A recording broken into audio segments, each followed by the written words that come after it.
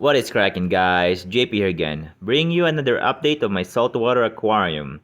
So starting with the 90 gallons, male halide just turned on about 10 minutes ago. Fish are kinda just hiding right now.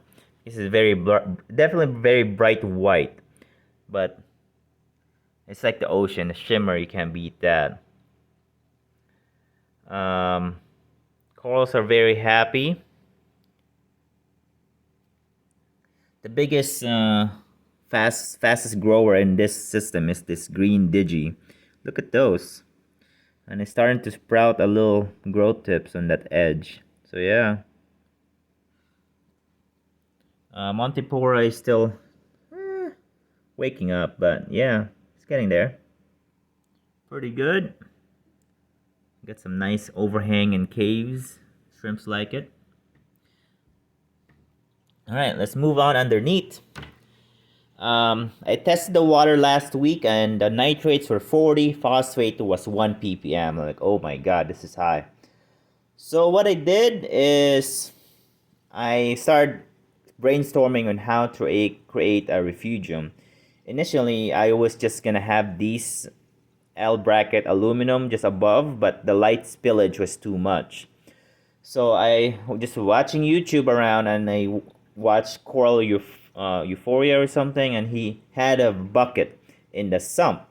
But in his video, he said he had to remove a baffle because it was too small of a space. The same thing for my situation. From here to here is only 11 inch and the bucket is about 12 inch. So I went to Menards, looked around, and I found the perfect fit. This is a 13 gallon, I believe. It's just a trash can, a black trash can to be more precise. And it fits just enough. There is a little bit of space, like this much in the back, but that's where the plumbing and the pump goes. Here's the L bracket I was talking about, and this is a LED light from Amazon a long time ago, and I got a fan here. This is, I believe, it's like 100 watt or the 50 watt, just a single LED puck version. As you can see, even with this grill, it gets hot without the fan, so you have to have a fan. And with this is just yoga mat, and this is just duct tape to kind of prevent any light spillage so I don't grow any algae on my skimmer. Inside, I just have some rock and a chaetomorpha right there. For the plumbing, there's my input where the pump is. It's going that way. It's gonna circulating the water. The height, I'm not using any unisil. I'm actually just drilling it just a little bit smaller so it's just tight on the plumbing, and I put it right on the water line so I'm not dealing with any leaks, no sounds. And then there's my backup, and there you can't really see, but that's the main drain. And then the backup have another L that goes down, and this one, the main one, goes a little bit to the side so for easier flow. So yeah, so this is day 1 of just running it. Very good. I just have this flap so I can see inside, and I also can put this above so the air will actually go down and circulate from the inside so the LED doesn't burn up. So yeah, even with this, I can just put my hand, and it's just like a warm touch. So that's good, it's working. The fan is working just nicely. So yeah, very good. I did remove a bunch of rock, just put them here. And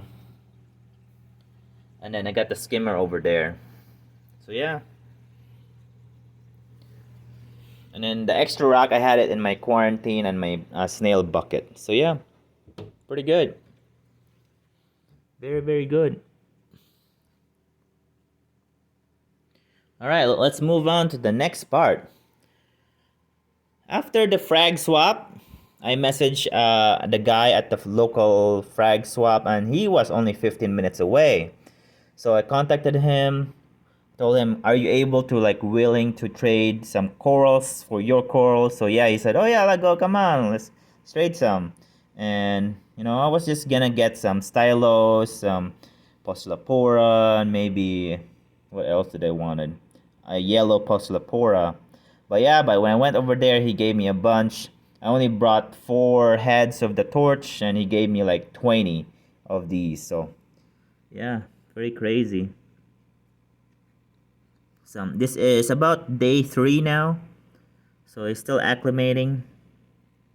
Got some acro. I don't even know the name. Some kind of rainbow Monty. I think this is Birds of Paradise. I don't remember, or maybe it's a. I think this is a rainbow stylo.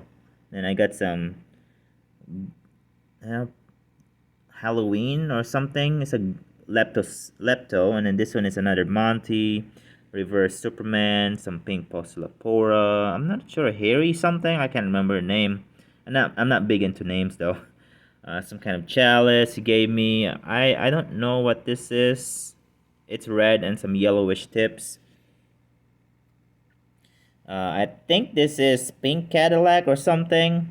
And then here's another Monty. I think this is. I can't remember the name. Like, it's like one of those old ones. And then I think he said Purple Monster, and then I don't remember the name of that acro. But yeah, everything's doing pretty well. I'm going to have another shipment tomorrow for like yellow parietes, some chip pavona, some other old corals, like hat pink's bird's nest. So yeah, I'm gonna put another sponge filter right on the side. I might move this guy though to the side and put the new ones here. So we'll see.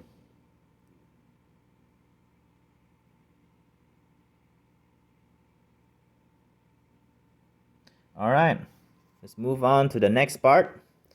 I was having some problems on feeding my blue-green chromis. They would either only accept brine shrimp or flakes, but I really want them to get started on a better frozen food. So, went to Pet's Playhouse, my local fish store, and actually got, what is it called? Frozen Daphnia. So, and that's what they seem to like so far. It's been day 2 or day 3, and I've been feeding them this. They're very tiny, but they like it. So it's a little bit bigger than the baby brine shrimp, but smaller than the brine shrimp itself. So it's not like fish eggs though. It's like little water fleas. And these blue-green chromis are very tiny, so they were very picky. But once I figured out that they like this Daphnia, I'm gonna start feeding them more. I did try the reef plankton, the red Calanus. They did not like that, so I'm like, maybe their amount were too small. But they're too big for the baby brine shrimp. So, but this one seems to be the perfect size for this time. For this size, so I would say they're 1 inchers. 1 incher. I don't see any more ick, no more parasite. Maybe that was just a false alarm though. So I'm gonna remove the copper in the next few days or next week or so. It's gonna be the 3rd week, so it'll be okay. Yeah, those little tiny are Daphnia, frozen Daphnia. I was thinking of getting the freeze-dried Daphnia, but that does not seem. I don't like that because I have to like put the water in it, and don't want to mess with it. Here's the extra rock from the 40 breeder sump. Here's extra Chaetomorpha. Here's the sponge filter from the breeder. It was starting to clog up, so I had to remove it. I'm gonna wash it someday once I get more fish. I'll use that as a bacteria too. If I want to get more fish in the future, then this can stay here for biological. If I want to get like Antias or something, I guess, or like our RAS. We'll see. Snail wise, I did lose 1 snail. I'm not sure what happened. Maybe it was just too much of a shock, maybe. I don't know what happened. Or maybe it was already dying. But I got another rock here from the 40-gallon sump. Um, what I realized is I was just moving the snails around so I can put the rock, and the snail just moved. It wasn't sticking to the bucket. So I took it out and it was smelly. Like, oh, and then the flesh was like starting to deteriorate. So I just took it out before it rots. So maybe there was too much ammonia in this bucket without the rock. So I was like, well, let's just add the rock here. I'm not doing any kind of copper medication anyway, so it's probably beneficial too. I'm just I need to grow more algae around the sides so that they can graze on something. But I bet it was like decaying plant matter, and then it's just too much ammonia maybe. But they seem to be okay. All of them are okay. I keep touching them and they're sticking. So yeah, we'll see. We'll not keep touching it. Maybe like every other day or so, and just see if they're moving or not. Because if they're dying or dead, I don't want to keep them in here. It will just produce more ammonia. All right, pretty good. It's been like almost 3 months now for these guys. Crazy. I still need to do Prazi treatment. But that should be pretty quick. 1 week. All right.